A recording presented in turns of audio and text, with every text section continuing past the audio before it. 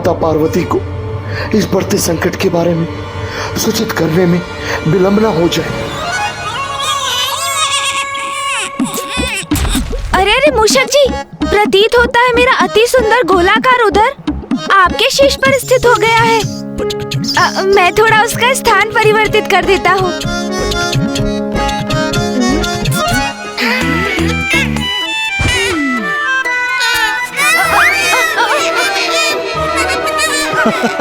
अरे अरे संभालिए मूषक जी, संतुलन बिगड़ रहा है मेरा।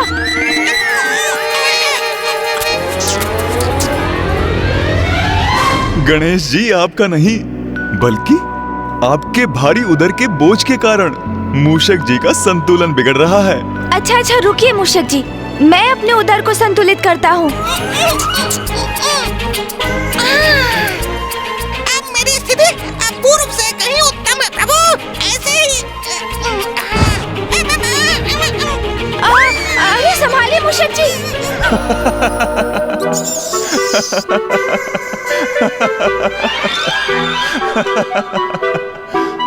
मूषक जी, आप हंस रहे हैं क्या? नहीं तो प्रभु। किंतु मैं पूर्ण विश्वास के साथ कह सकता हूँ, मैंने किसी के हंसने का स्वर सुना है।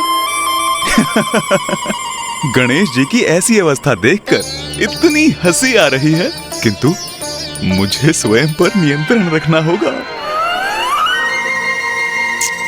अरे अरे,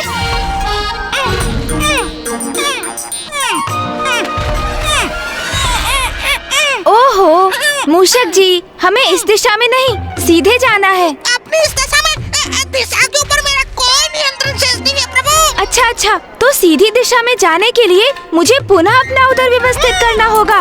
ये तो उत्तम युक्ति है मूषक जी। देखा मूषक जी, मेरा अति सुंदर गोलाकार उदर हमारा पथ प्रदर्शक भी बन रहा है।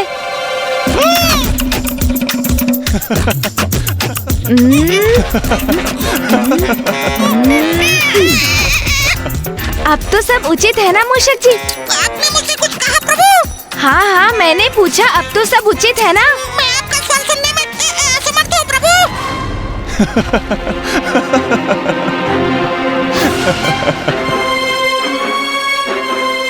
मैंने पुनः किसी के हंसने का स्वर सुना। वहाँ ऊपर कौन है जो हंसे जा रहा है? अरे मूषक जी तो कुछ सुन ही नहीं पा रहे। आपके उदर ने उनके कान जो ढक दिए हैं। प्रभु, आप तनिक आगे तो देखिए। मूषक जी, धीरे धीरे चलिए तो हम इस पथ को सरलता से पार कर लेंगे।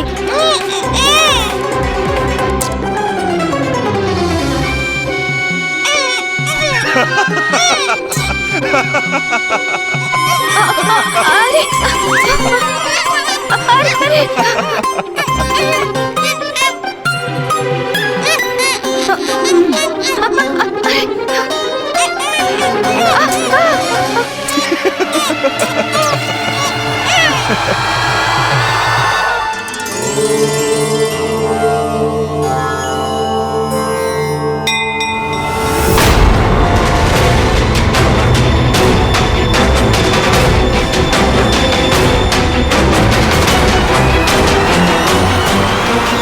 यमराज जी, आप यहाँ?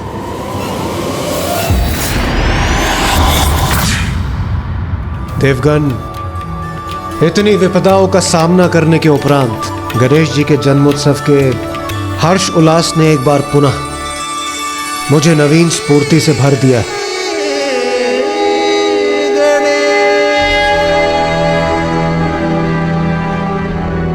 क्या हुआ अग्निदेव, आप इतने चिंतित क्यों प्रतीत हो रहे हैं? देवराज, मैं नकारात्मक विचार में डूबना नहीं चाहता, किंतु मुझे अचानक स्मरण हो आया कि कैलाश पर हम होली के पर्व के उस समय सभी कितने आनंदित थे, और फिर ऐसी परिस्थितियां उत्पन्न होती गईं कि हमारा आनंद ही अवसाद में परिवर्तित होने लगा। मुझे भय है कि कहीं पुनः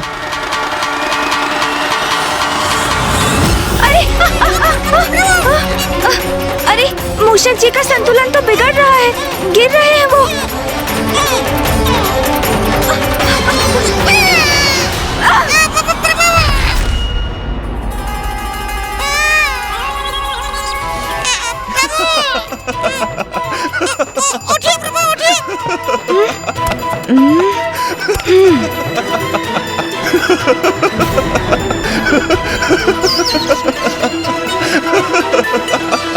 आप इस प्रकार क्यों हंस रहे हैं चंद्रदेव? यहाँ आपको इतना हास्यास्पद क्या प्रतीत हो रहा है? आप हैं हास्यास्पद। जब से आप मूषक जी पर आरूढ़ हुए हैं मैं तब से आपको देख रहा हूँ। आप अति हास्यास्पद हैं।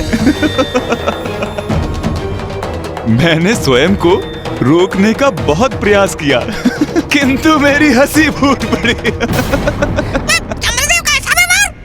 कितनी विचित्र आकृति है ना आपकी। खंभ जैसे हाथ पांव, विशाल काय गज का शीश और उधर मानो अन्न का भंडार हो। ये चंद्रदेव मेरे प्रभु का अपमान कर रहे हैं। और तो और, आपने कभी इस पर विचार किया है कि आपका आहार ग्रहण करने के उपरांत आपका उदर इतना हास्यास्पद हो जाता है, अब कोई आपको ऐसी अवस्था में देखेगा उससे तो हंसी आ ही जाएगी। इतना दुस्साहस!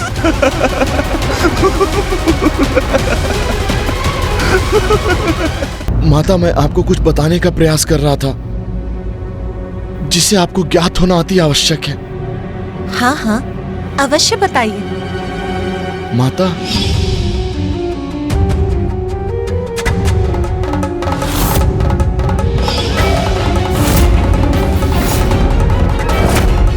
माता, आज फिर वही योग प्रकट होने जा रहा है जिसमें उनका शिष्य उनके धड़ से विलग हो गया था।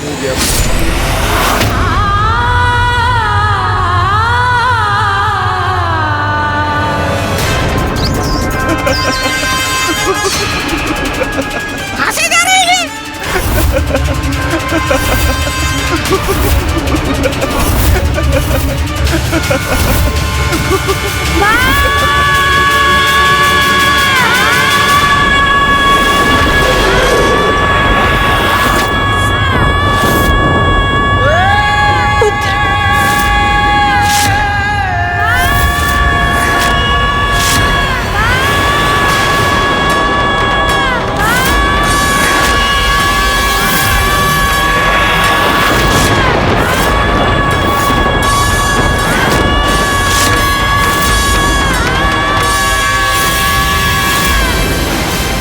नाथ, ये तो गणेश की चित्कार थी।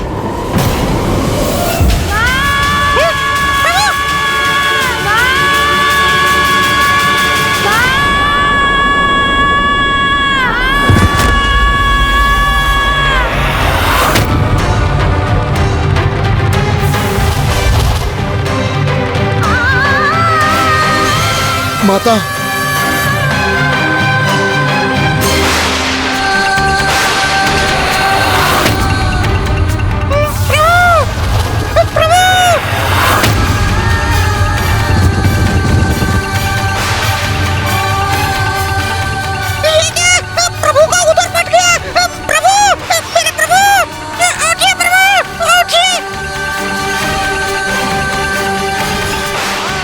अनर्थ, घोर अनर्थ। ये क्या हो गया पार्वती नंदन गणेश जी को? उठिए प्रभु, उठिए! ये तो गणेश के क्रंदन का स्वर था। अब तक तो उसे टहलकर लौट आना चाहिए, किंतु बाहर से आने वाले उसके क्रंदन का स्वर कैसा? पुत्र कार्तिकेय, गणेश की इस चित्कार का अवश्य कोई बड़ा कारण है। अवश्य कुछ हुआ है उसे। मैं वहां जाकर देखता हूं और तुम मां को शांत रखने का प्रयास कर। जो आज्ञा पिताश्री।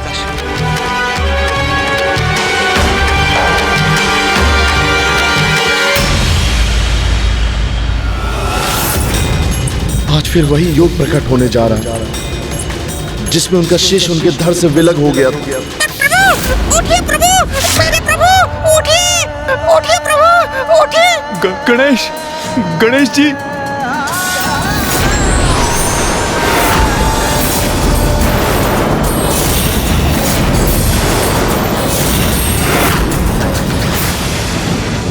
गणेश जी इस अवस्था में? कैसा अनर्थ है ये? कैसे हुआ ये? गणेश, पुत्र गणेश, पुत्र गणेश।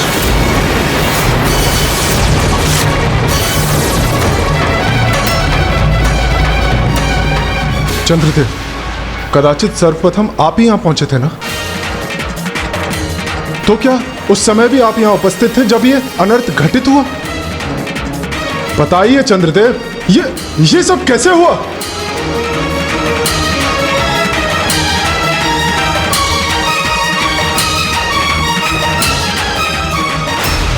ये क्या बताएंगे? मैं बताता हूँ सूर्यदेव। ये सब चंद्रदेव के कारण ही हुआ है।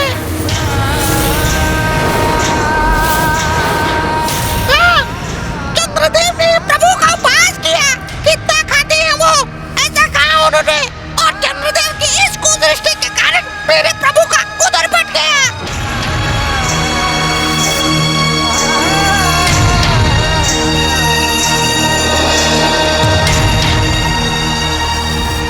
मेरे प्रभु, ये आपने क्या कर दिया चंद्रदेव? यदि माता पार्वती को ज्ञात हुआ तो वो कुपित होकर हम सभी का विनाश कर देगी।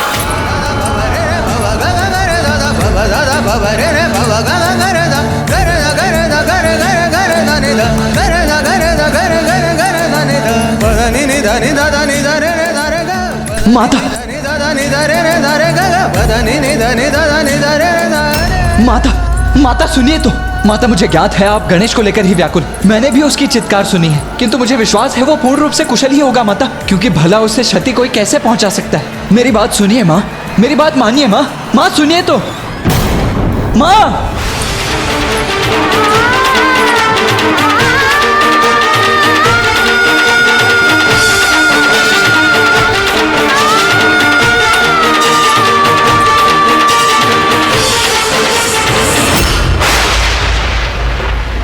पूर्व में भी जब ऐसी स्थिति उत्पन्न हुई थी, गणेश का शीश उसके धड़ से विलग हुआ था।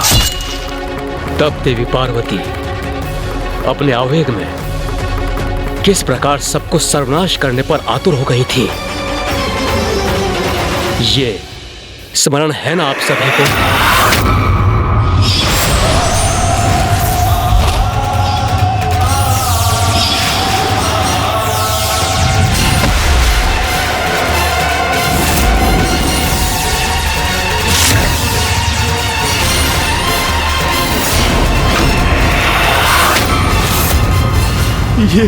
ये क्या अनर्थ हो गया मुझसे?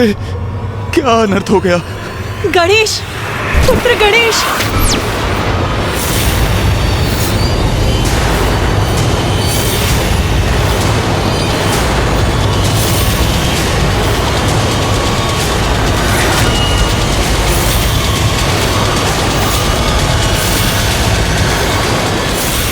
माता पार्वती इसी ओर आ रही हैं।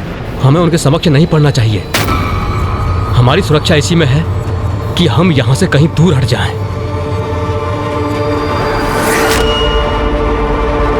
पुत्र गणेश,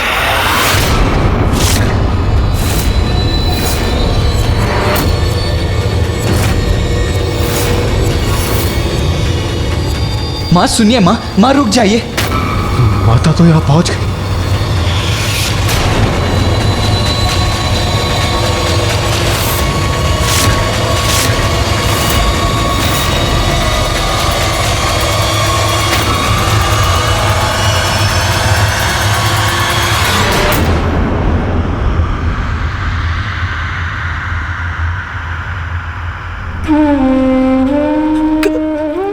गणेश, गणेश को लेकर इतनी चिंतित है माँ कि उनके मुख से शब्द ही नहीं निकल रहे हैं। मैं ही पूछता हूँ कि गणेश कहाँ है?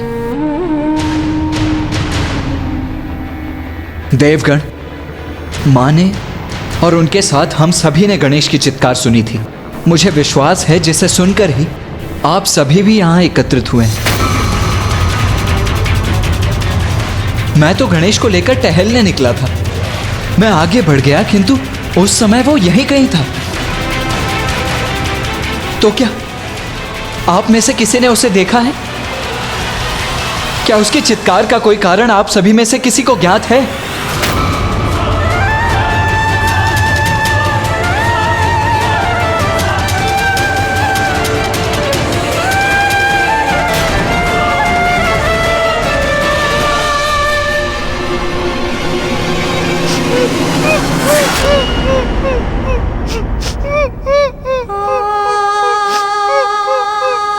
मूषक जी, ये तो मूषक जी का स्वर है। हाँ माँ। किंतु वो रुदन क्यों कर रहे हैं? क्या है उनके विलाप का कारण?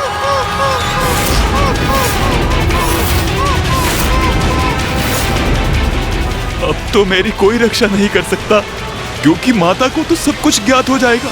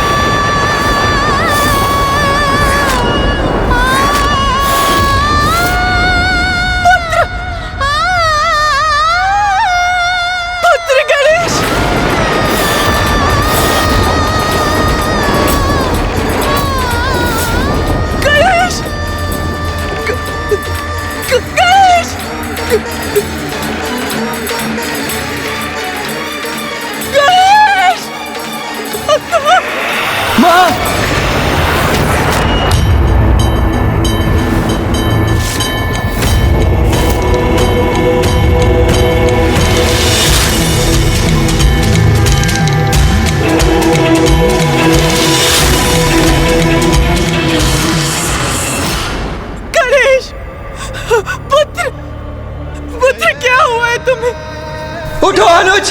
पुत्र, माँ ये अपने नेत्र खोलो पुत्र।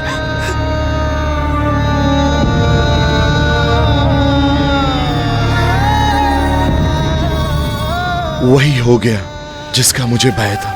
यदि मैं पूर्व में ही समय रहते माता पार्वती को इस संकट का आभास करा देता तो कदाचित वो गणेश जी को भवन से बाहर ही नहीं आने देती, फिर ये अनर्थ नहीं होता। ये कैसे हो?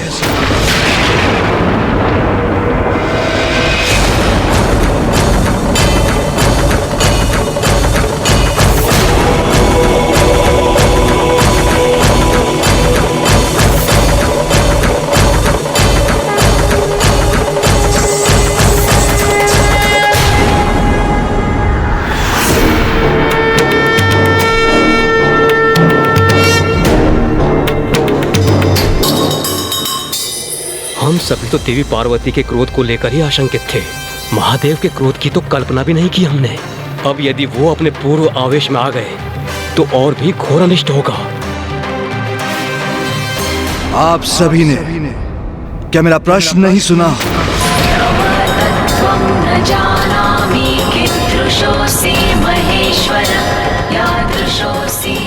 मेरे पुत्र गणेश के साथ ये कैसे हुआ?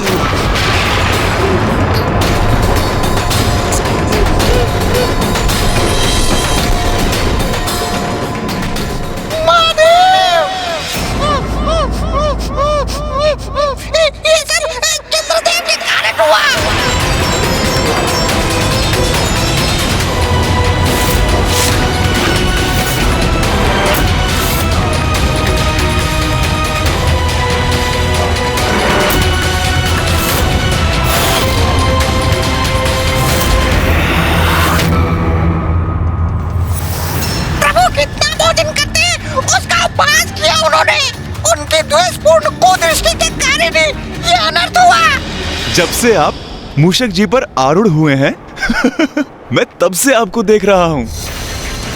कितनी विचित्र आकृति है ना आपकी।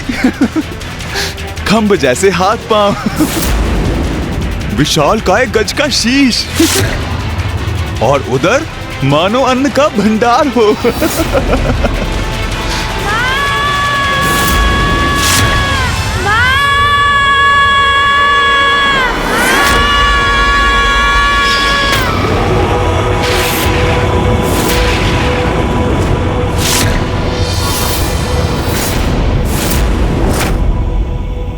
माता मुझसे बहुत बड़ी भूल हो गई। क्षमा कर दीजिए माता, क्षमा कर दीजिए।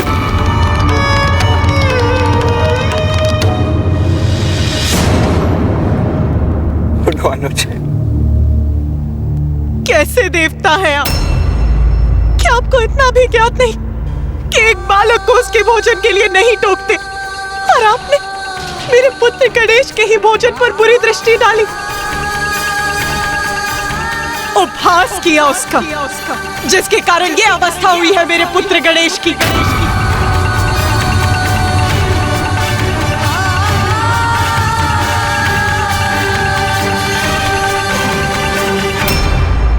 माता, महादेव, मुझसे बहुत बड़ी भूल हो गई। मेरी इस भूल के लिए मुझे क्षमा कर दीजिए। चंद्रदेव, आपने जो किया वो सर्वथा अनुचित था। प्रभु, मैं क्षमा की भिक्षा मांगता हूँ, मुझे क्षमा कर दीजिए। क्षमा कर दूंगा आपको।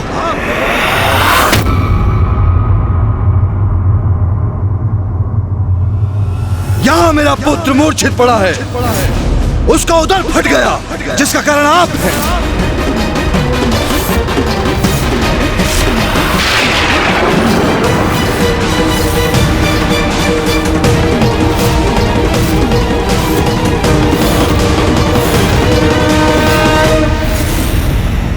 प्रभु, मैं मात्र अपने बचाव हेतु क्षमा याचना नहीं कर रहा हूँ, मेरा विश्वास कीजिए।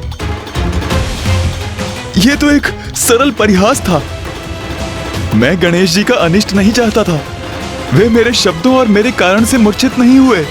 चंद्रदेव, अपनी भूल को छुपाने का प्रयास मत कीजिए। गणेश मूषक के ऊपर से अवश्य नीचे गिरा, किंतु क्या यह सत्य नहीं कि उसका उदर आपकी कुदृष्टि के कारण ही फटा है?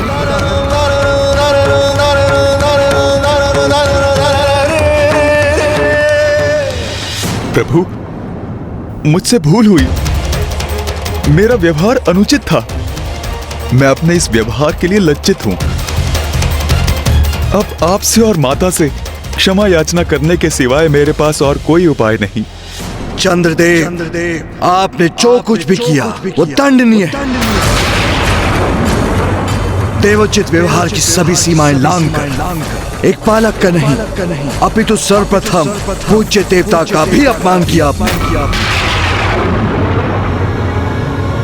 वही देवता जिसके आप सभी ऋणी हैं, जिसने अनेक अवसर पर आप और अन्य देवताओं को संकटों से मुक्त कराने के लिए कठोर संघर्ष किया है।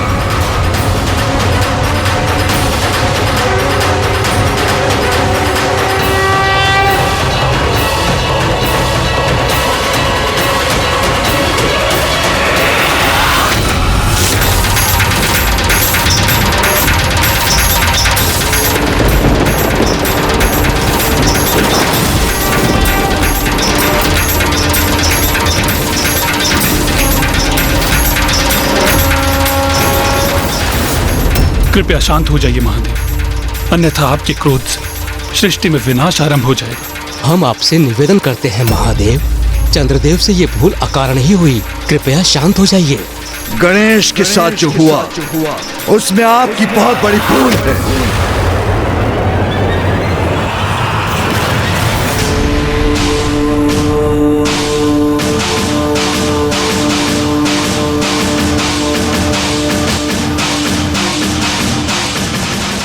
किंतु जो आपने किया वो किसी बुरे आशय से नहीं, आप उसके परिणाम से अनभिज्ञ थे।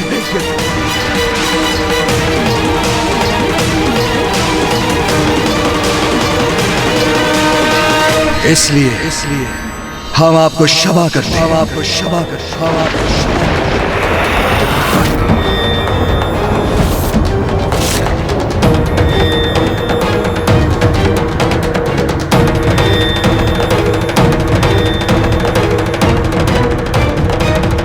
महादेव ने उचित निर्णय लिया, अन्यथा स्थिति नियंत्रण के बाहर चली जाती।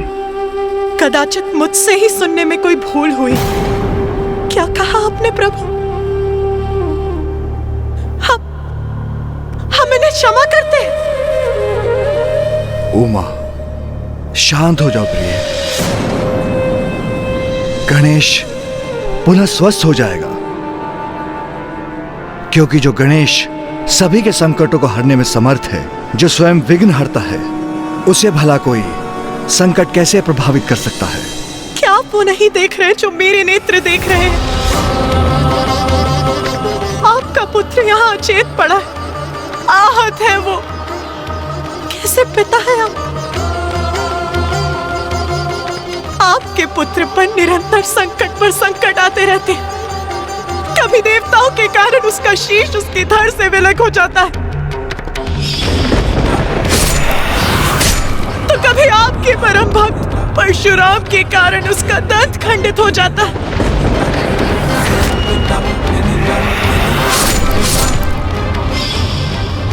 और आज चंद्रदेव के कारण उसका उदर फट गया।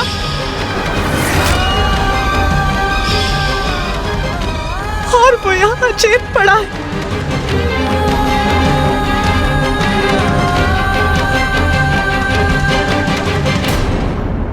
नहीं प्रभु, अपने पुत्र को बार बार इस पीड़ा में देखने का कष्ट मैं नहीं सहन कर सकती।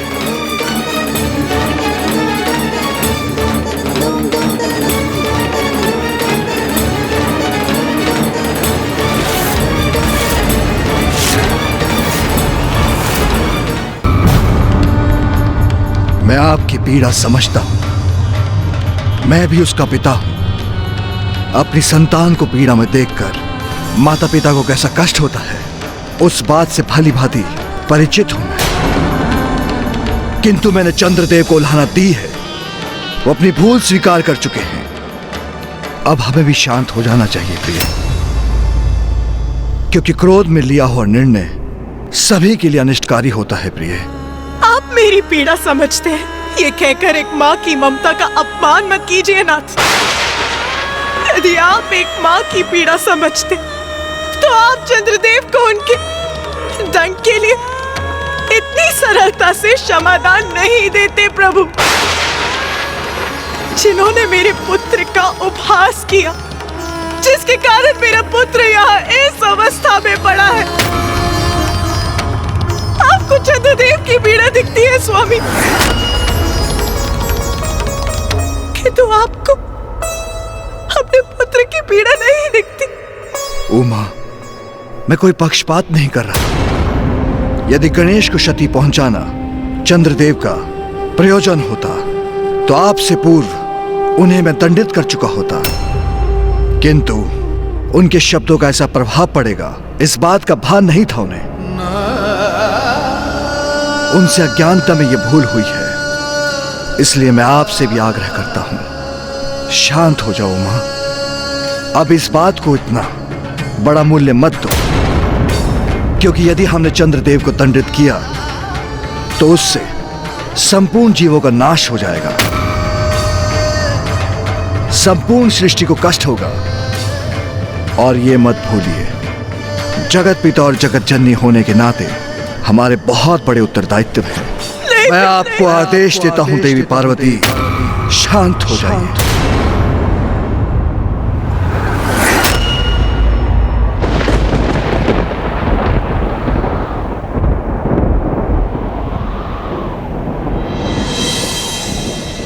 उचित है स्वामी।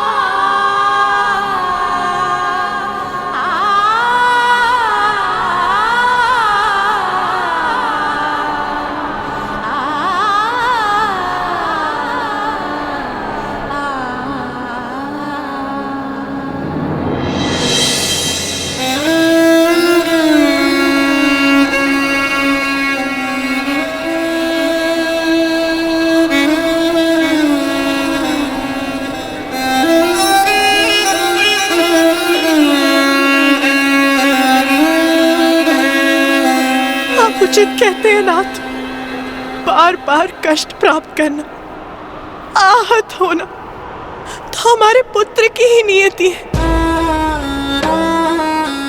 जगत जननी हूं मैं, इसलिए एक साधारण माँ की ममता का अनुभव करने की स्वतंत्रता नहीं है मुझे। और जगत पिता है आप, इसलिए अपने परिवार के लिए शस्त्र उठाने की अनुमति नहीं है आपको। इस संपूर्ण सृष्टि में हम दोनों से अधिक लाचार माता पिता कोई और नहीं। सब कुछ होने के बाद भी हम दोनों अपने पुत्र के लिए कुछ भी करने के लिए असमर्थ है महादेव।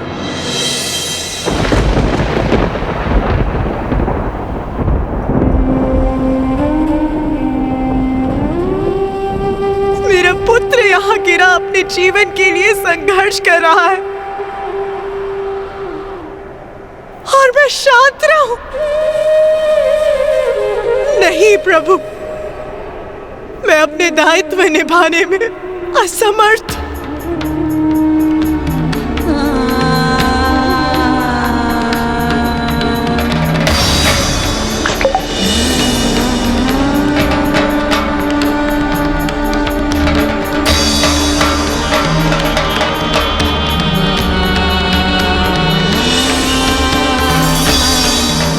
माता, उमा, माते, माँ क्या हो गया? आगे खोल।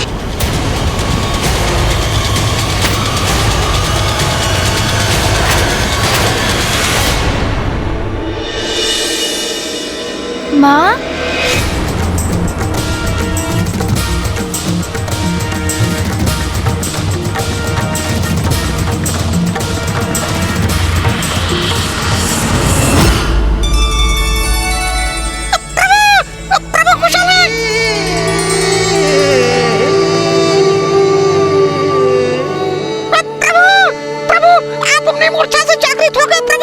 मूषक जी, मैं जागृत नहीं होऊंगा तो और क्या करूंगा?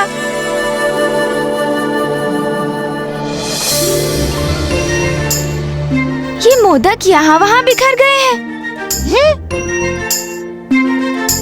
किंतु आपका उदर प्रभु। मेरा उदर फट गया तो क्या हुआ मूषक जी?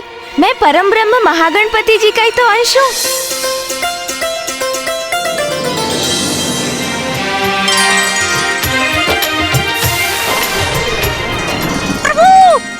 मूषक जी, मुझे कोई क्षति नहीं पहुंच सकती। और अब आप अपने प्रश्न पूछना बंद कीजिए। हाँ, देखिए कोई मोदक गिरकर दूर तो नहीं लुढ़क गए हैं। सबके सब लौटकर मेरे उदर में ही जाएंगे। एक भी नहीं छोड़ूंगा मैं। फिर उदर बांधकर लौटना भी तो है, नहीं तो माँ चिंता करेंगी और निद्रा का भी तो आनंद लेना है। प्रभु, क्या ढूंढ रहे हैं आप? अरे मूषक जी, आप इतना भी नहीं समझते क्या? माँ के समक्ष ऐसे ही चला जाऊंगा तो क्या वो व्यथित नहीं होंगी?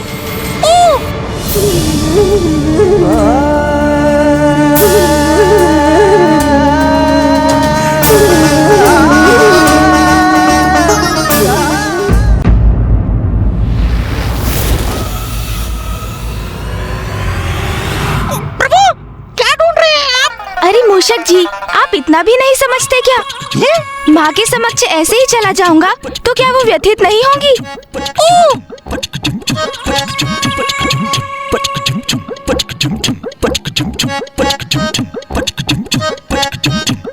अपने उदर को बांधने के लिए कुछ तो करना चाहिए ना मुझे।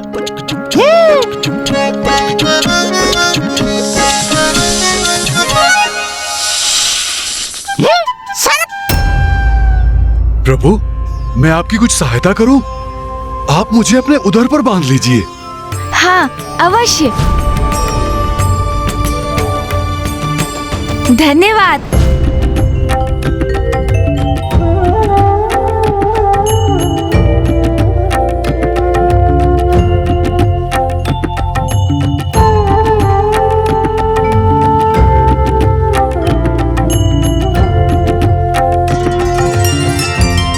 देखा मूषक जी, माँ ने कहा था ना, मुझे कोई क्षति नहीं पहुँच सकती। हाँ प्रभु। जीर्णम जीर्णम भोजनम जीर्णम। गणेश जी कुशल है, अब सब कुछ यथावत हो गया।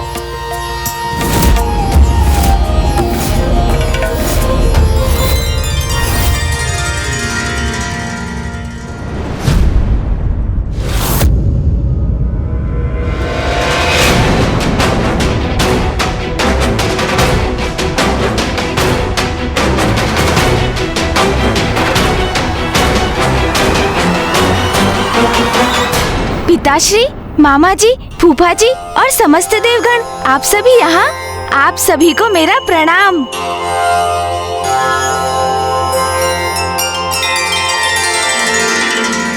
प्रतीत होता है मुझे लौटने में बहुत विलंब हो गया, जिसके कारण माँ ने चिंतित होकर आप सभी को यहाँ मुझे ढूंढने भेज दिया। किंतु पिताश्री, मैं तो पूर्ण रूप से कुशल हूँ। हाँ, उधर में थोड़ी सी पीड़ा अवश्य है, किंतु चिंता का कोई कारण नहीं। माँ कहाँ है पिताश्री?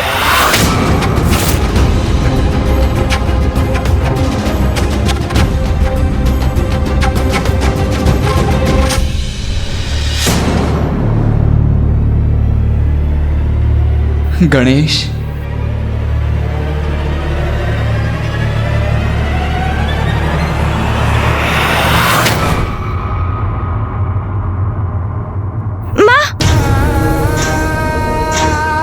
माँ क्या हुआ? माँ, भैया, माँ को क्या हुआ है?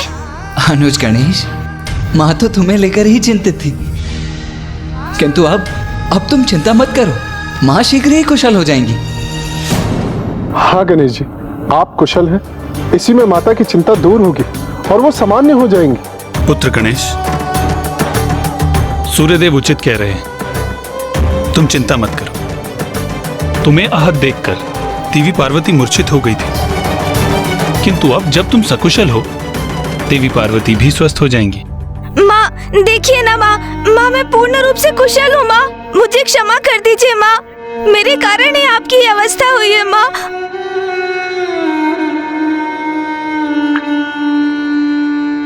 माँ की अवस्था मेरे कारण ही हुई है। मात्र उपटन के लेप से उन्होंने मुझे आकार दिया, मुझ में प्राण का संचार किया।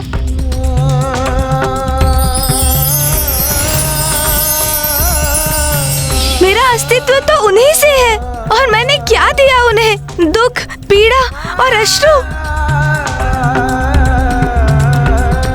कितनी बार मेरे कारण रुदन करेंगी वो? सभी की मान्यता तो ये है कि संतान माता पिता के लिए आशीर्वाद के समान होती है, किंतु मैं तो सदा उनके कष्ट का कारण ही बनता हूँ। कितना अयोग्य पुत्र हूँ मैं। माँ, अपने गणेश को देखिए। माँ, नेत्र खोलिए।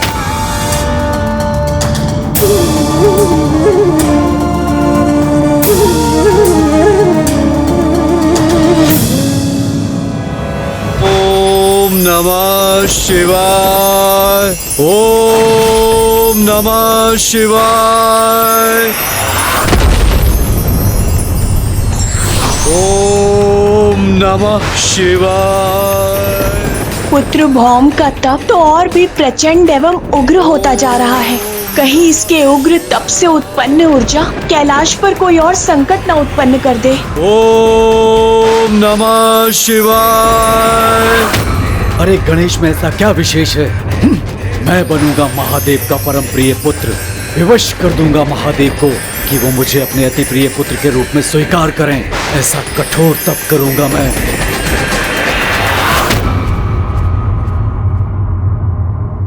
गणेश जी, आप स्वयं को दोष मत दीजिए। इन सब का कारण आप नहीं, मैं हूं। बस।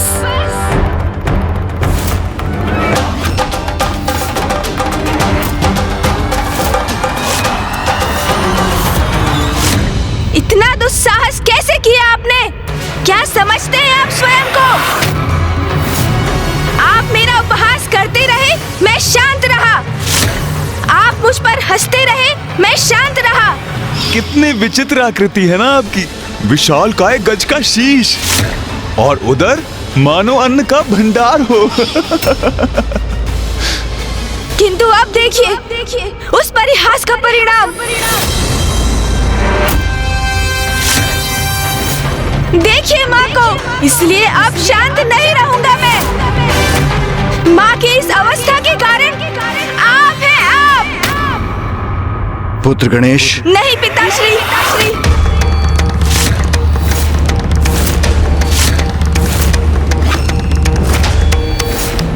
मुझे क्षमा कर दीजिए, किंतु ये मेरे और चंद्रदेव के मध्य की बात है।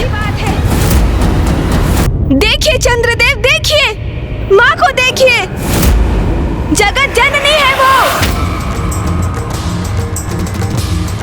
आदि शक्ति है, भयंकर क्रूर असुरों का क्षण भर में संहार करती है वो।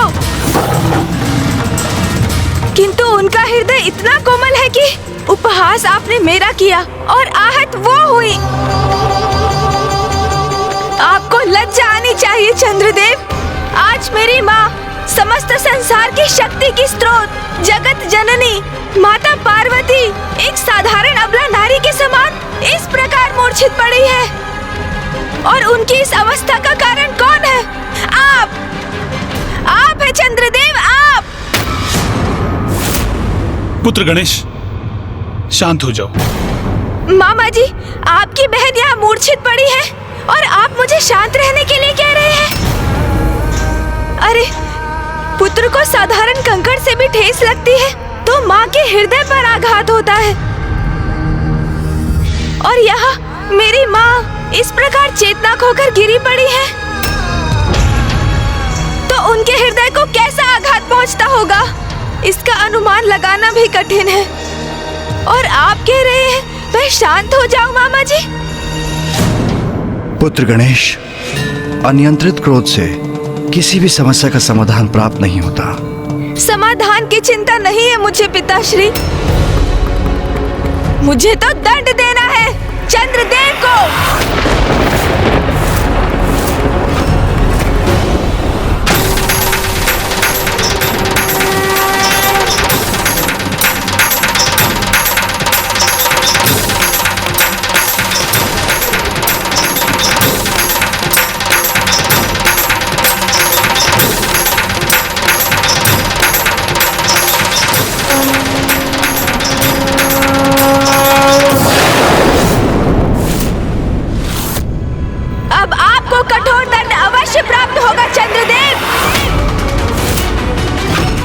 मेरी माँ को कष्ट पहुँचाने वाला जीवित नहीं रह सकता। क्यों चंद्रदेव, अब क्या हुआ आपको? अब हंसी नहीं आ रही आपको? करिए ना, अब मेरा उपहास करिए, किंतु अब इसका अवसर आपको नहीं प्राप्त होगा।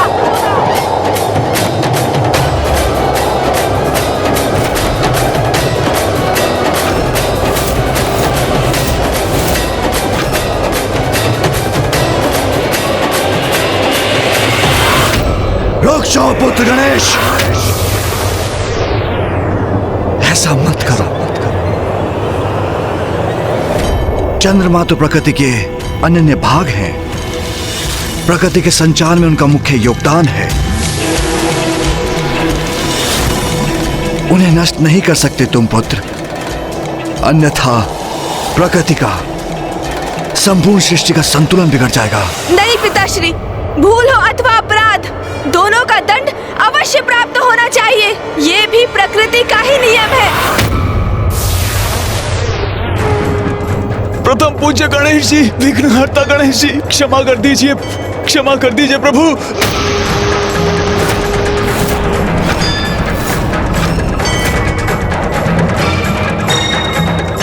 प्रभु क्षमा करें, प्रभु क्षमा कर दीजिए प्रभु। रुक जाओ अनुज गणेश, चंद्रदेव ने मात्र परिहास किया था। उन्हें क्या ज्ञात था कि उनके उपहास का ये परिणाम होगा। माँ अपनी मूर्छा से बाहर आई, अन्यथा अनर्थ हो जाएगा। माँ उठिए, उठिए माँ।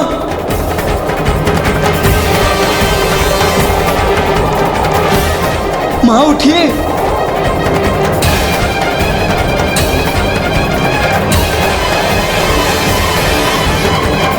उठिए माँ, उठिए, अपनी मूर्छा से बाहर आइए माँ।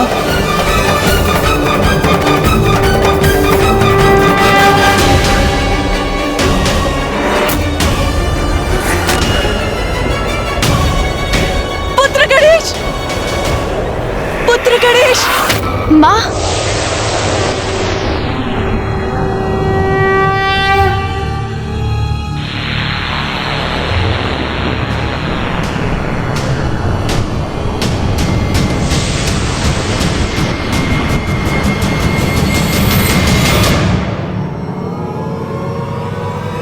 माँ, आप कुशल है माँ?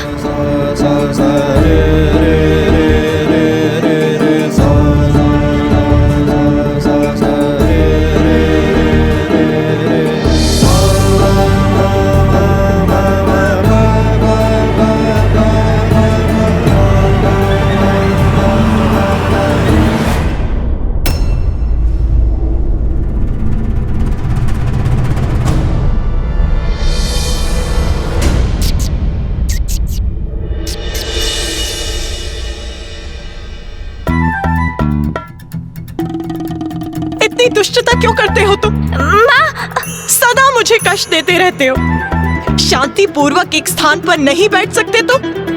पिताश्री, किंतु माँ, टहलने तो आपने ही भेजा था ना मुझे। बस, अब मुझे अपने कुतर्कों से समझाने का प्रयास मत करो गणेश। और मैंने तुम्हें टहलने कब भेजा था? तुम्हें टहलने ले जाने का सुझाव कार्तिकेय का था। पुत्र कार्तिक, पुत्र। मैंने क्या किया माँ? मैं तो केवल उसे टहलने ले गया था। पुत्र, माँ नहीं। माँ, माँ, पुत्र, क्षमा कीजिए। कहाँ जा रहे हो? पुत्र।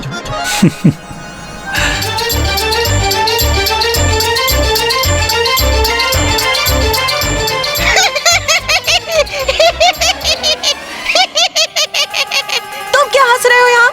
क्षमा माता। तुम तो अपने नाथ के साथ अपने प्रभु का ध्यान नहीं रख सकते थे तुम?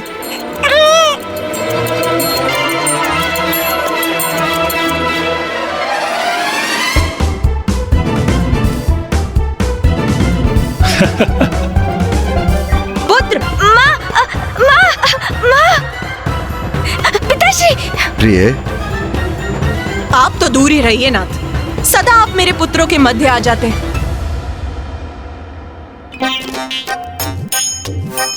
कदाचित अब गणेश जी और माता ने मेरी क्षमा याचना स्वीकार कर ली।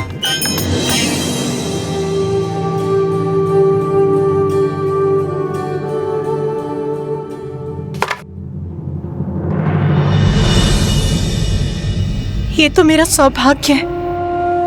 मेरा पुत्र, मेरा गणेश सर्वथा कुशल है।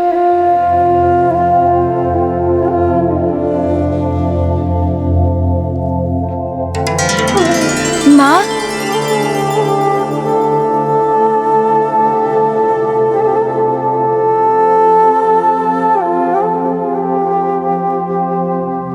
ओ मां, जो समस्त सृष्टि का आधार है, भला उसे कोई क्या क्षति पहुंचा सकता है?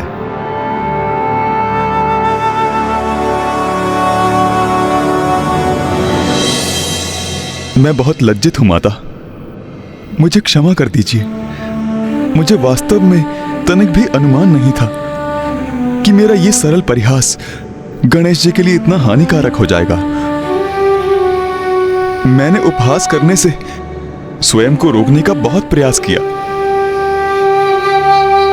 किंतु ज्ञात नहीं किसके प्रभाव में आकर मुझसे ये अनुचित कार्य हो गया। माता, मुझे क्षमा कीजिए। मैं भविष्य में कभी भी किसी के भोजन को लेकर कुछ नहीं कहूंगा। क्षमा कर दीजिए माता, क्षमा कर दीजिए। चंद्रदेव, सदा स्मरण रखिए, किसी के भी और विशेष रूप से किसी भी बालक के भोजन का परिहास कभी मत कीजिए।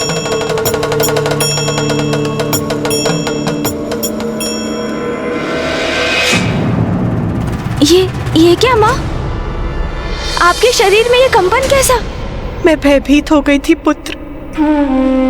एक माता अपनी संतान की रक्षा के लिए सिंहनी बन संघर्ष करती है, किंतु उसे इस अवस्था में अचेत देखकर बिखर भी जाती। मैं तुम्हें अचेत इस अवस्था में देखकर टूट गई थी पुत्र। अब कोई संकट शेष नहीं, अब हमें लौटना चाहिए।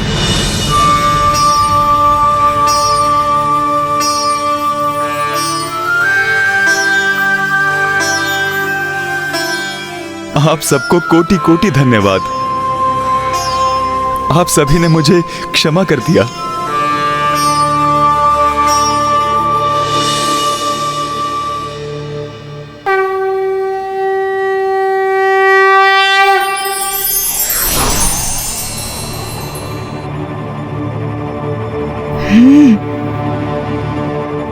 क्या हुआ पुत्र? चलो, मैंने चंद्रदेव को क्षमा कर दिया है। किंतु माँ, मैंने उन्हें क्षमा नहीं किया है।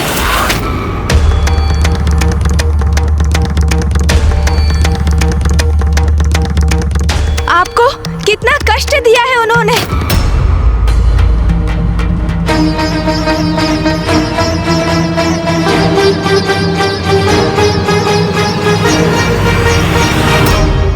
चंद्रदेव, मैं दंड स्वरूप आपके प्राण तो नहीं लूंगा, किंतु आपको पूर्ण रूप से क्षमा भी नहीं करूंगा मैं।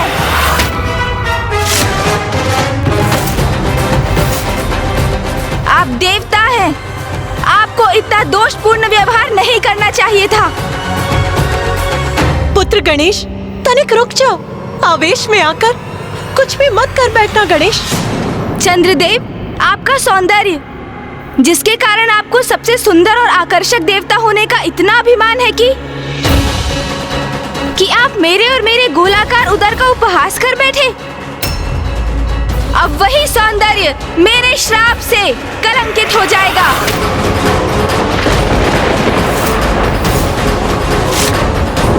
आपके इस मनोहर रूप पर जिसकी भी दृष्टि पड़ेगी चंद्रदेव, वो कलंकित हो जाएगा, कलंकित हो जाएगा, कलंकित हो जाएगा।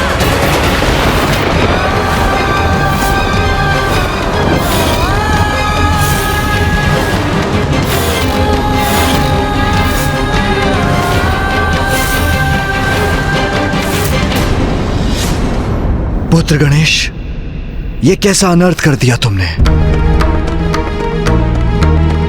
मुझे क्षमा करें पिताश्री। जो मैंने किया वो सर्वथा उचित है।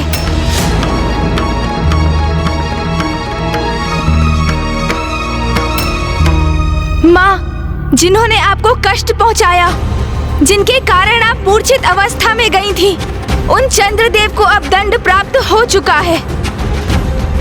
अब लौट चलिए माँ।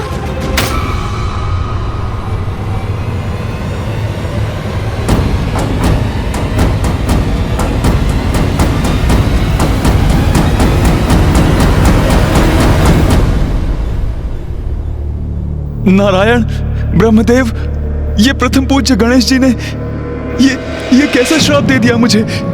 चंद्रदेव, गणेश के श्राप के कारण हम सभी आपको देख पाने में असमर्थ हैं।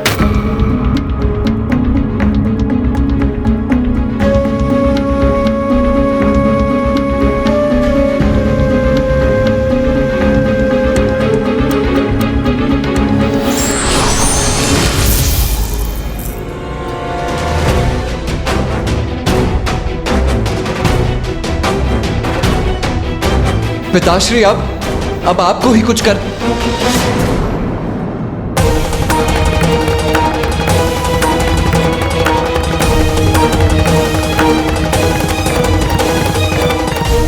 अब तो महादेव ने भी मुझसे मुख मोड़ लिया। अब तो कोई मेरी सहायता नहीं कर सकता। अब इस श्राप के प्रभाव से कभी मुक्त नहीं हो पाऊंगा कुमार कार्तिकेय, कभी मुक्त नहीं हो पाऊंगा।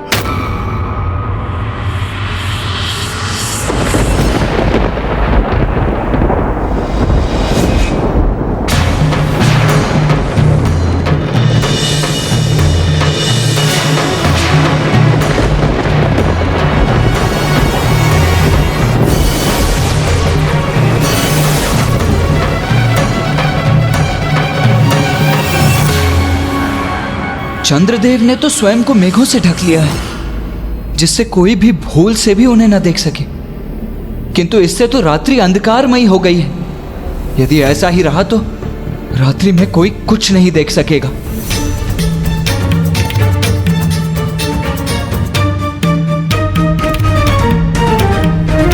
ओम नमः शिवाय, ओम नमः शिवाय। पुत्र गणेश,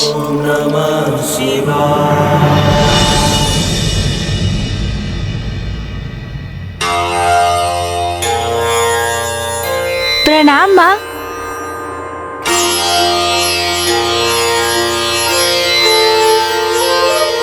शुभाशीष पुत्र। प्रणाम भैया। प्रणाम गणेश। पुत्र, कल रात्रि जो भी हुआ उससे तुम्हारे पिताश्री अत्यंत व्यथित हैं। व्यथित है? किंतु क्यों माँ? मैंने तो वही किया जो उचित था। क्रोधावेश में आकर तुमने चंद्रदेव को श्राप जो दे दिया। मैंने चंद्रदेव को श्राप दिया क्योंकि उन्होंने अपने कृत्य से आपको दुख पहुंचाया माँ। क्या आपके पुत्र के द्वारा आपके सुख दुख का ध्यान रखना अनुचित है माँ? माँ, आप चिंता मत कीजिए, मैं अभी जाके पिताश्री के समक्ष अपना पक्ष रखकर उनकी व्यथा दूर कर दूंगा।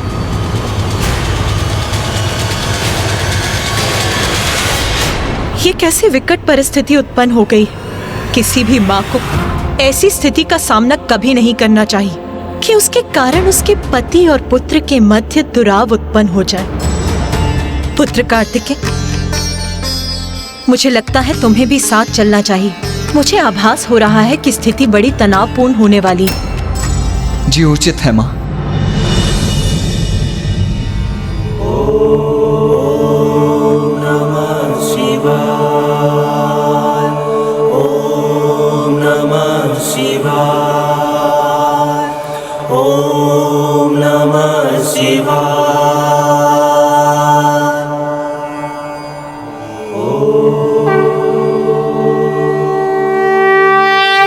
पिताश्री,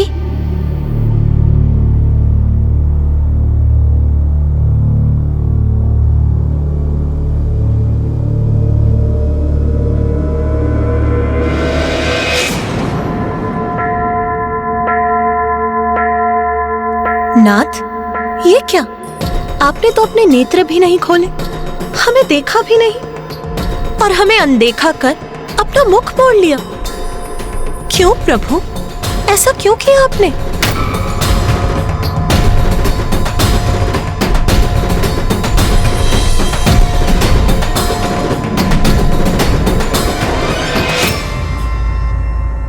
पिताश्री, क्या मुझसे कोई भूल हुई है? क्या आप इसलिए कुपित हैं पिताश्री कि मैंने चंद्रदेव को दंडित किया? भूल तो तुमसे हुई है गणेश। अपने क्रोध में तुमने चंद्रमा पर दृष्टि डालने वाले को कलंकित होने का श्राप दे दिया और इसी कारण से अब मैं किसी को भी अपने दर्शन देने में असमर्थ हूं, क्योंकि चंद्र प्रति छाया रूप में मेरे शीश पर भी विराजते हैं। इसलिए जो मेरे दर्शन करता है वो चंद्र के भी दर्शन करता है। इसलिए अब मेरे दर्शन करने वाले चंद्र पर दृष्टि डालने के कारण कलंकित हो जाएंगे। इसलिए अब मैं किसी को भी अपने दर्शन करने की अनुमति नहीं दूंगा। न मेरे भक्तों को, न कार्तिकेय, न गणेश और ना तुम उमा, तुम भी नहीं। चंद्रदेव को शाप देकर ये मैंने क्या अनर्थ कर दिया?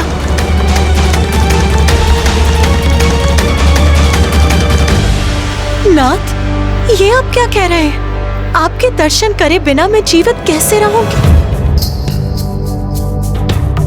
जैसे वृक्ष का अपने जड़ के बिना, सरिता का अपने जल धारा के बिना, अर्थात जीवन के आधार के बिना कोई अस्तित्व नहीं, उसी प्रकार आप जो मेरे जीवन के आधार हैं, मेरे सर्वस्व हैं, आप जिनके दर्शन से मेरे दिवस का आरंभ होता है और मेरे दिवस का अंत होता है, आप मेरे नाथ, आप स्वयं कह रहे हैं कि आप मुझे दर्शन नहीं देंगे।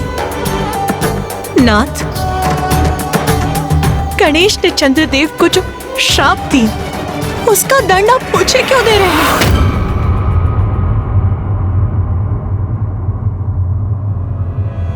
उमा, जब तुम अपने पुत्र को अचेत अवस्था में देखकर क्रोधावेश बह रही थी, तब भी मैंने तुम्हें चंद्र देवता को क्षमा करने के लिए कहा था। हम जगत पिता और जगत जननी हैं और अपने कर्तव्यों का निर्वाह करने हेतु अपने हृदय को कठोर कर हमारा अपनी भावनाओं को भी तिलांजलि देना आवश्यक है। यही बात मैं गणेश को समझाने का प्रयास कर रहा था। वो प्रथम पूज्य है, उसका क्रोध में अपना नियंत्रण खोना कदापि स्वीकार्य नहीं। और अब जब उसने मुझे अनसुना कर श्राप दे दिया तो हमें भी उसका परिणाम तो सहना ही पड़ेगा।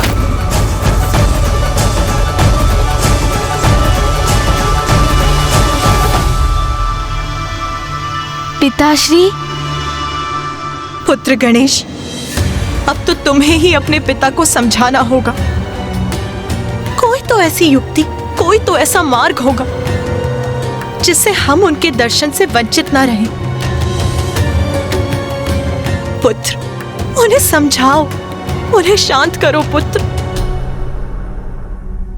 पिताश्री, मुझे क्षमा कर दीजिए। मैंने क्रोधवश आपका अनुवाद नहीं सुना। मुझे क्षमा कर दीजिए। किंतु ये भी सत्य है पिताश्री कि चंद्रदेव को शाप देने में मैं तनिक भी दुखी नहीं हूँ। आप जगत पिता है पिताश्री और माँ जगत जननी, ये भी सत्य है। किंतु ये भी सत्य है कि मेरे लिए अर्थात अपने पुत्र गणेश के लिए आप भी पिता हैं और माँ मेरी माता। और यदि कोई मेरी माँ को पीड़ा पहुँचाएगा तो उसे मैं कदापि सहन नहीं करूँगा। हाँ पिताश्री, ये सत्य है कि मुझे क्रोध आया था और कदाचित मुझे प्रथम पूज्य गणेश होने के नाते अपने क्रोध पर नियंत्रण रखना चाहिए था। कदाचित मुझे चंद्रदेव को क्षमा भी कर देना चाहिए था।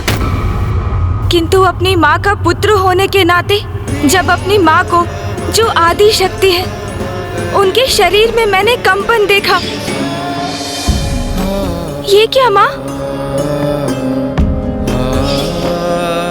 उन्हें भूमि पर असहाय मूर्छित देखा।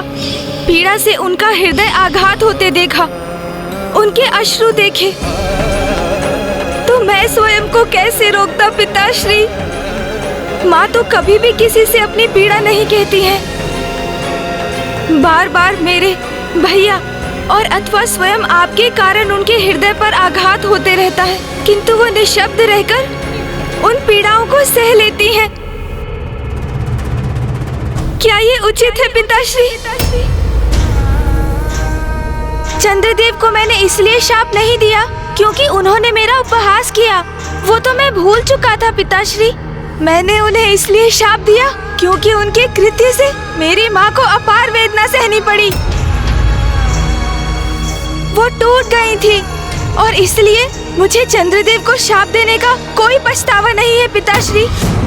पुत्र गणेश, अब एक और शब्द नहीं, रुक जाओ पुत्र।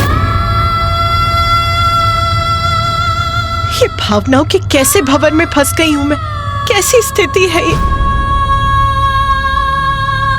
एक और मेरा पुत्र जो मेरे प्रति अपना स्नेह, अपनी निष्ठा को व्यक्त कर रहा है, और दूसरी ओर मेरे कर्तव्यनिष्ठ पति जिनके लिए उनके दायित्व ही सर्वोपरि है, जो अपने परिवार को ही दंडित कर हमें ये स्मरण करा रहे हैं कि अपार शक्ति होने के साथ साथ बड़े उत्तरदायित्व भी निभाने होते हैं। आपके इस कथन का क्या अर्थ है उमा?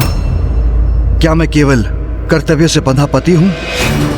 ये तो आपको भी ज्ञात है कि मेरे लिए दायित्व सर्वोच्च है, क्योंकि उनमें संपूर्ण सृष्टि का, सभी चराचर जीवों की भलाई निहित है।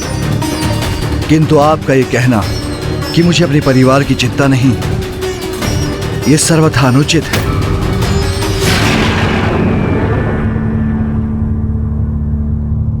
स्वामी, यदि आपके लिए अपने परिवार का महत्व होता तो आप हमसे मुख क्यों मोड़ते? यही समझाने का प्रयास कर रहा हूं मैं। मेरा आपसे, गणेश से, कार्तिक से विमुख होने का कारण है मैं अपने परिवार की रक्षा करना चाहता हूं, उसे कलंकित नहीं होने देना चाहता। प्रभु, गणेश तो अभी एक बालक है, इसीलिए जो कुछ भी हुआ वो मेरे कारण हुआ। गणेश का उसकी माँ के प्रति स्नेह के कारण हुआ है, और एक बालक का उसके माँ के प्रति स्नेह कोई अपराध तो नहीं है प्रभु। इसीलिए प्रभु, अपने परिवार को दंडित मत कीजिए, अपने भक्तों को दंडित मत कीजिए।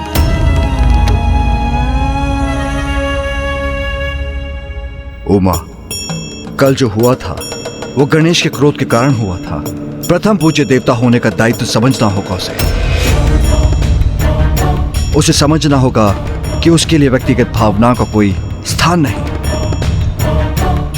उसका जीवन मात्र और मात्र जगत कल्याण के लिए ही समर्पित है, और यह भी कि प्रत्येक क्रिया की प्रतिक्रिया होती है, प्रत्येक कर्म का परिणाम होता है।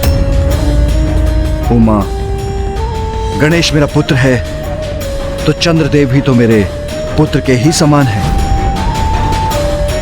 अपने पुत्रों के मध्य भेदभाव नहीं कर सकता मैं। उमा, मेरे पुत्र गणेश ने मेरे ही पुत्र चंद्रदेव को श्राप दिया, वही चंद्रदेव जो मेरी जटाओं में स्थित है, और वही श्राप का भार उठाने के लिए मैं विवश हूं। मैं क्षमा चाहता हूँ पिताश्री, किंतु आपके पुत्र चंद्र ने ही मेरी माँ को ठेस पहुँचाई, उन्हें कष्ट दिया। ये मैं कैसे स्वीकार करूँ पिताश्री, कैसे स्वीकार करूँ, आप ही बताइए।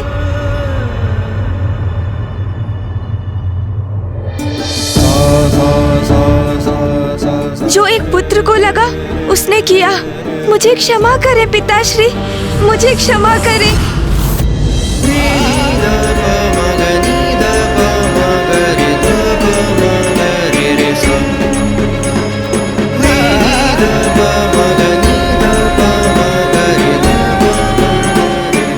गणेश कुछ भी सुनने और समझने को तैयार क्यों नहीं हो रहा है? क्या कारण है कि पिताश्री के शब्द भी उसे प्रभावित करने में अक्षम हो रहे हैं?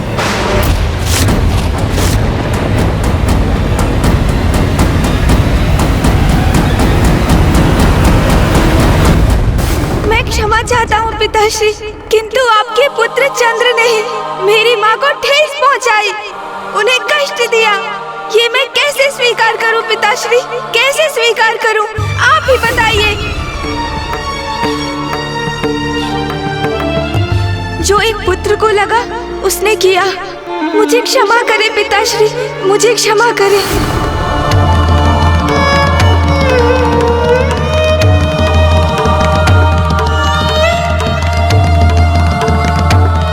गणेश कुछ भी सुनने और समझने को तैयार क्यों नहीं हो रहा है? क्या कारण है कि पिताश्री के शब्द भी उसे प्रभावित करने में अक्षम हो रहे हैं? ओम नमः शिवाय। ओम नमः शिवाय। भौम के क्रोध का यह अतिरेक उचित नहीं। यदि वो शांत नहीं हुआ तो उसके क्रोध का कोई दुष्प्रभाव सृष्टि पर अवश्य होगा। अग्निदेव, आपका पूर्वाभास सत्य का रूप लेकर हमारे समक्ष आ ही गया। इतनी प्रसन्नता, इतने आनंद के बाद इतनी प्रतिकूल और इतनी दुखदायक घटना अंततः घट ही गई। किंतु देवराज, मैं ये समझने में असमर्थ हूं कि चंद्रदेव को गणेश जी का उपहास करने की क्या आवश्यकता थी। वरुण देव,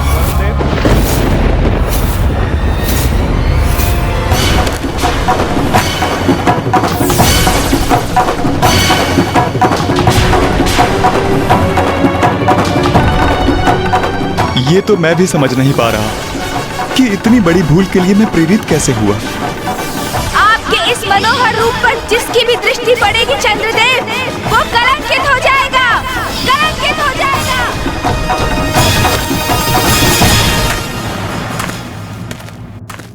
देवगण सावधान, गणेश जी का श्राप स्मरण रहे।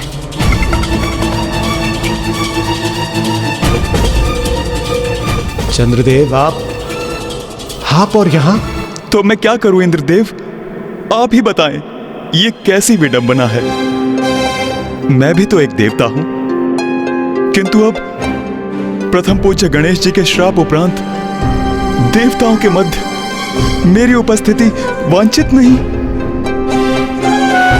आप ही बताएं, क्या करूं देवराज, कहां जाऊं मैं? चंद्रदेव, मैं आपकी पीड़ा समझ सकता हूं, किंतु मुझे क्षमा कीजिए। इस विषय में मैं आपको कोई भी सुझाव देने में असमर्थ हूं। अब हमसे सुझाव का क्या लाभ चंद्रदेव? आपने तो पूर्व में कोई विचार नहीं किया था ना। आपको तो पूर्व में विचार करना चाहिए था। प्रथम पूज्य गणेश जी का, पार्वती नंदन गणेश जी का, विघ्नहर्ता गणेश जी के उपहास के पूर्व कितना अनुचित व्यवहार था आपका चंद्रदेव। भला कोई बालकों के भोजन का उपहास करता है? चंद्रदेव, हम सभी देवता विवश हैं। हम यहाँ आपकी उपस्थिति स्वीकार नहीं कर सकते, क्योंकि आप पर दृष्टि पड़ने से हम सब कलंकित हो जाएंगे। आपकी भूल के कारण हम पुनः संकट में पड़ जाएं। ये उचित नहीं। देवताओं में आपकी चिंता समझता हूं। पूर्व में भी मेरे कारण पर्याप्त अहित हुआ है, किंतु मेरा विश्वास करें, अब किसी का भी मेरे कारण अहित हो, मुझे कदापि स्वीकार नहीं।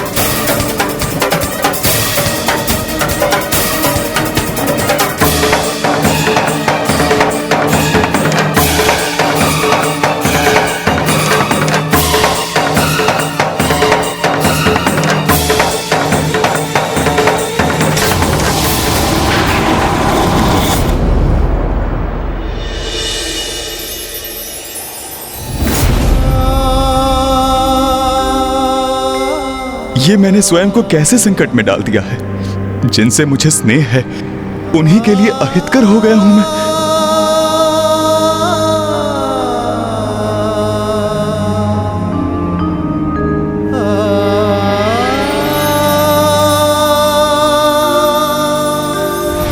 स्वामी, ये आप क्या कर रहे हैं? आपने मुझे देखकर मुख क्यों मोड़ लिया?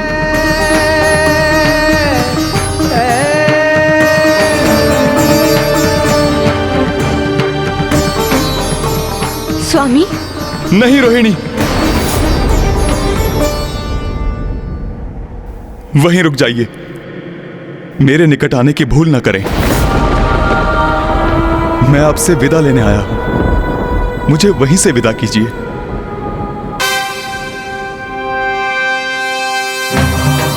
नाथ, आपके ये शब्द मेरे मन में अनेकों आशंकाएं उत्पन्न कर रहे हैं। आप बताइए ना मुझे, क्या हुआ है स्वामी? मैं श्रापित हो गया हूं रोहिणी।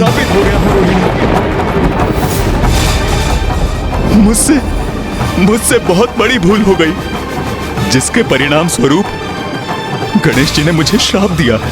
आपके इस मनोहर रूप पर जिसकी भी दृष्टि पड़ेगी चंद्रदेव, वो कलंकित हो जाएगा, कलंकित हो जाएगा, कलंकित हो जाएगा।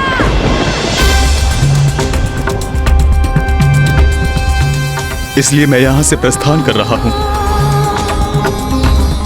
किंतु स्वामी, स्वामी, स्वामी!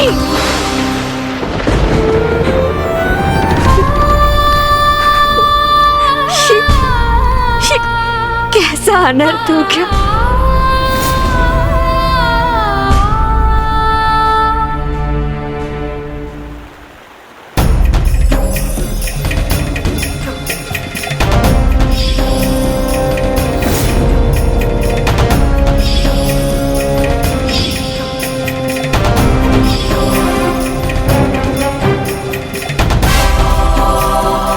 गणेश, ये कैसा श्राप दे दिया तुमने चंद्रदेव को? भैया, आप मुझसे ही प्रश्न कर रहे हैं, किंतु क्या मैं आपसे एक प्रश्न पूछ सकता हूँ? हाँ अनुज, अवश्य पूछ सकते हो। तो बताइए भैया, यदि आप मेरे स्थान पर होते, यदि आप माँ को पृथ्वी पर अचेत अवस्था में देखते और आपको ये ज्ञात होता कि उनकी इस अवस्था के कारण आपके प्रति उनका अगाध स्नेह है, आपके हित की चिंता है और उसी कारण हमारी माँ को इतना अपार कष्ट हुआ है।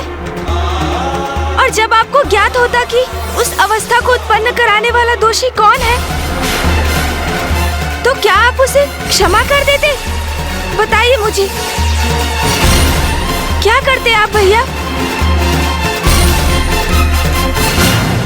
मेरी माँ को कष्ट पहुंचाने वाले दोषी को मैं अवश्य कठोर से कठोर दंड देता गणेश। तब तो मैंने जो किया वो भी उचित था ना भैया? मैं सर्वथा निर्दोष हूँ। तुम सर्वथा उचित कह रहे हो गणेश, किंतु पिताश्री भी तो अनुचित नहीं कह रहे हैं। उनका कथन भी तो सर्वथा उचित है। वास्तविकता में उचित और अनुचित कुछ होता ही नहीं है। ये तो परिस्थिति है जो दो मित्रों को, परिजनों को, दो सकारात्मक शक्तियों को भी परस्पर विरोधी बना देती है। और अब तुम्हारे श्राप के प्रभाव से वो और भी कष्ट का कारण बनेंगे। अपने परिवार के साथ साथ समस्त सृष्टि के अहित का कारण बनेंगे वो।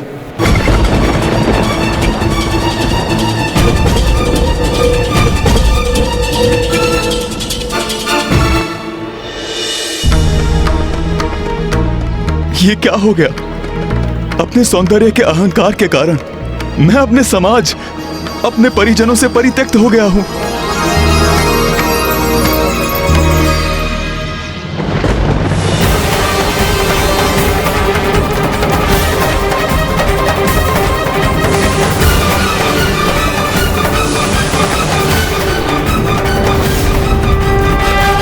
आपके इस मनोहर रूप पर जिसकी भी दृष्टि पड़ेगी चंद्रदेव, वो कलंकित हो जाएगा, कलंकित हो जाएगा, कलंकित हो जाएगा।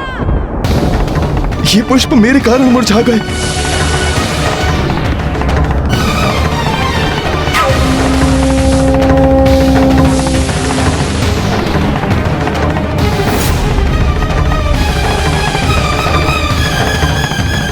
सत्य है, ये मेरी उपस्थिति का दुष्प्रभाव है।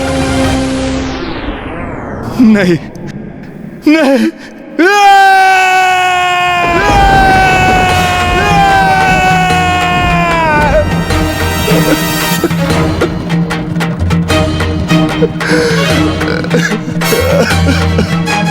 जो कुछ भी मेरे समक्ष है वे सब मेरे कारण ही कलंकित हो रहे हैं।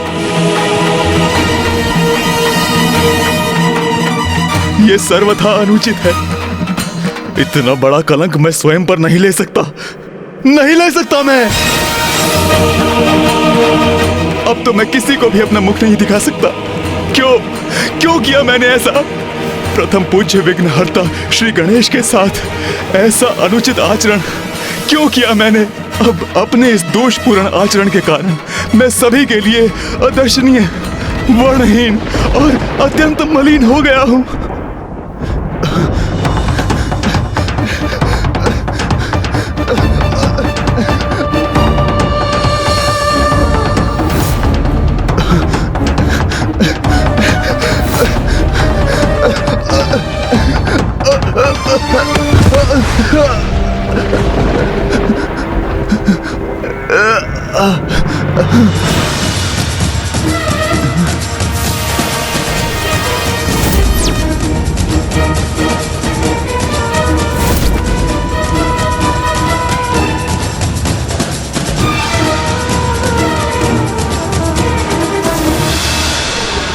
ये क्या हो रहा है?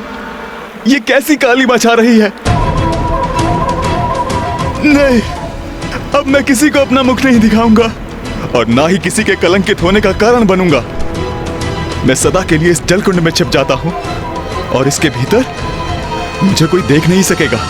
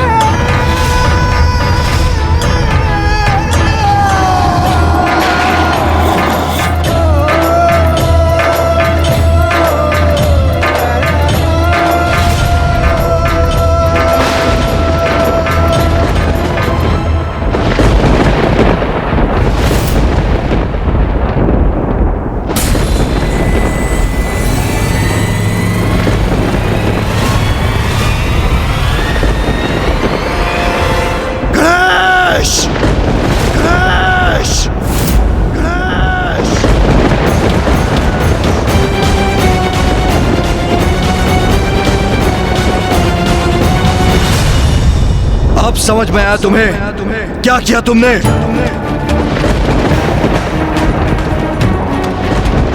मैं तो माँ के साथ था पिताश्री, मैंने कुछ भी तो नहीं किया है। गणेश। पिताश्री, प्रतीत होता है चंद्रदेव अपना स्थान छोड़कर कहीं और प्रस्थान कर गए हैं। ये तो सर्वथा उचित है, अति उत्तम है भैया।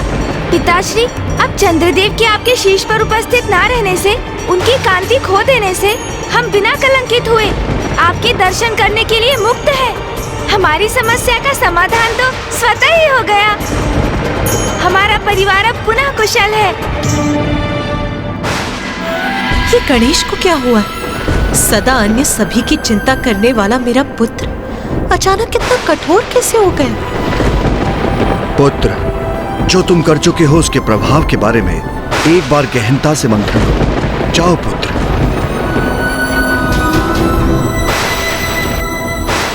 ब्रह्मदेव, माता सरस्वती, गणेश जी ने जो भी किया उसका कारण समझती हूँ मैं।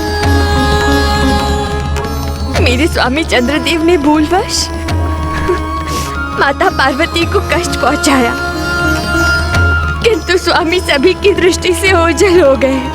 अब तो उन्हें गए भी कई दिवस गुजर चुके हैं, किसी को भी ज्ञात नहीं है कि वो कहाँ है। देवी रोहिणी, गणेश के लिए उसके माता पिता ही सर्वोच्च हैं। तो गणेश, जो अन्यथा निष्कपट और सरल और कोमल हृदय बालक है, अपनी माता को कष्ट में देखकर उसका क्रोध जागृत होना भी स्वाभाविक है।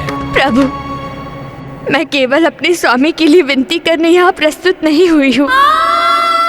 तनिक विचार कीजिए, चंद्रदेव से रिक्त संपूर्ण सृष्टि असंतुलित हो जाएगी। संपूर्ण प्रकृति पर, सभी जीवों पर स्वामी की अनुपस्थिति का भयंकर और विनाशकारी प्रभाव होगा। प्रभु, अब आप ही हम सभी की रक्षा का और सृष्टि के हित का कोई उपाय सुझाइए। प्रभु, कोई उपाय सुझाइए।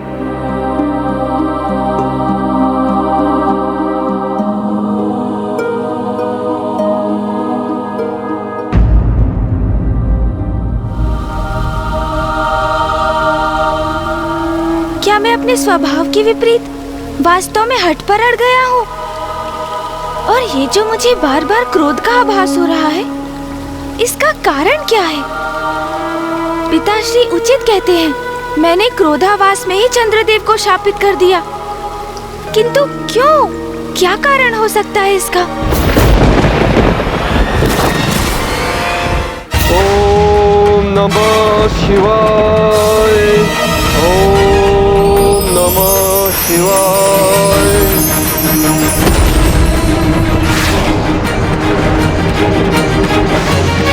ओम नमः शिवाय।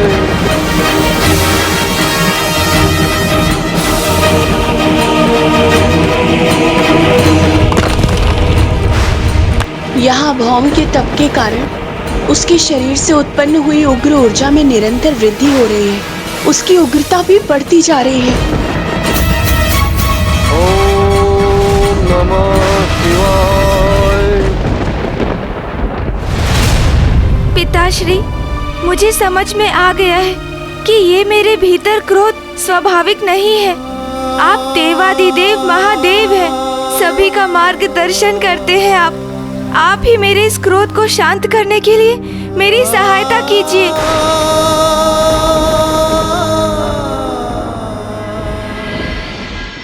पुत्र गणेश एक अंतर्द्वंद से जूझ रहा है।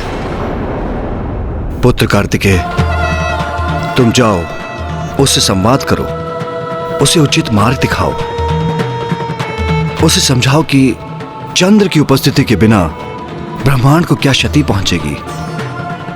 जाओ पुत्र। जो आज्ञा पिताश्री।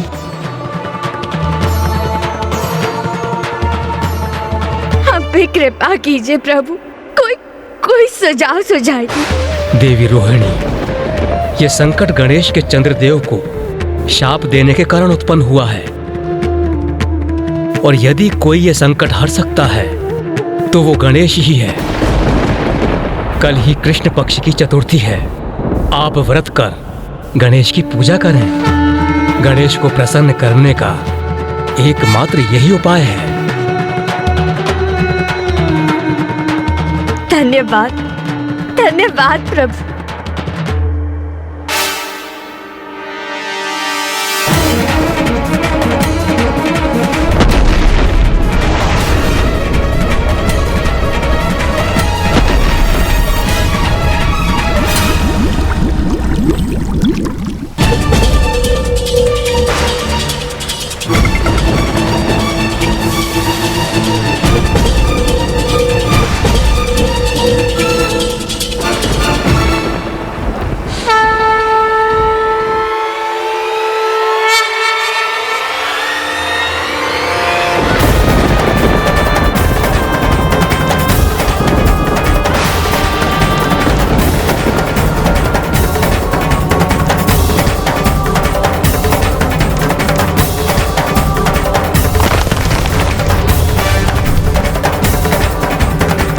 देखा अनुज गणेश, चंद्रदेव की अनुपस्थिति के कारण ही संपूर्ण सृष्टि में ऐसी भयंकर उष्मता उत्पन्न हुई है। हमें इसका कोई ना कोई निदान तो ढूंढना ही होगा ना अनुज। आओ अनुज गणेश, मेरे साथ पिताश्री के निकट चलो। अब इस परिस्थिति से हमें मुक्त कराने का कोई उचित सुझाव देकर वही हमारा मार्गदर्शन कर सकते हैं अनुज। हाँ भैया, मैं पिताश्री की शरण में जाऊंगा। चंद्रदेव को ढूंढने के लिए मेरा मार्गदर्शन करने का अनुरोध करूंगा।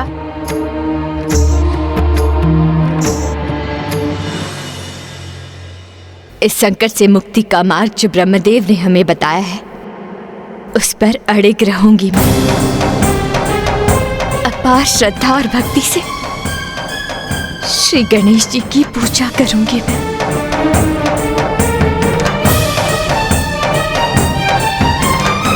देवी रोहिणी, प्रथम पूज्य गणेश जी को प्रसन्न करने हेतु हम सब देवता भी इस पूजा में आपके साथ सम्मिलित होंगे।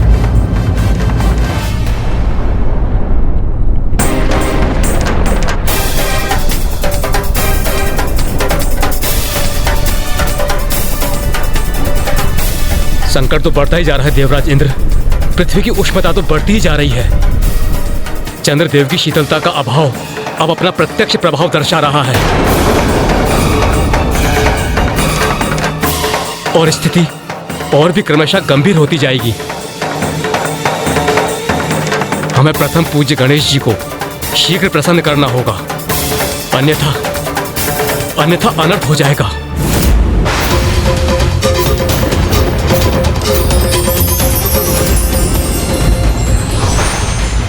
भक्ति की शक्ति से हम किसी भी समस्या का समाधान पा सकते हैं। बस आवश्यकता है पूर्ण समर्पण की।